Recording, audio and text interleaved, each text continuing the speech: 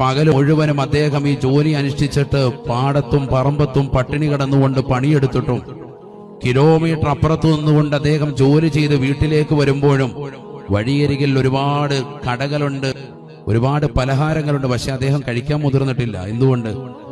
അതിൽ നിന്ന് കിട്ടുന്ന 5 രൂപയാണെങ്കിലും തന്റെ പ്രിയപ്പെട്ട മകന് അല്ലെങ്കിൽ മകൾക്ക് അവളുടെ ഫീസ് അടയ്ക്കാം, അവരുടേതാകുന്ന ജീവിത ഉപാധിക്കാകാമെന്ന് ചിന്തിച്ച് ആ 5 രൂപ കൂടി വീട്ടിൽ കൊണ്ടുവന്ന് ഉമ്മയുടെ കൈവശം ഏൽപ്പിച്ചവനാണ് നിന്റെ പ്രിയപ്പെട്ട ഉപ്പ. പലപ്പോഴും നീ ആ ഉപ്പയെ കാണുന്നത് ചിരിക്കാത്ത വ്യക്തിയായിട്ടാണ്, കാർക്കശ്യക്കാരനായിട്ടാണ്.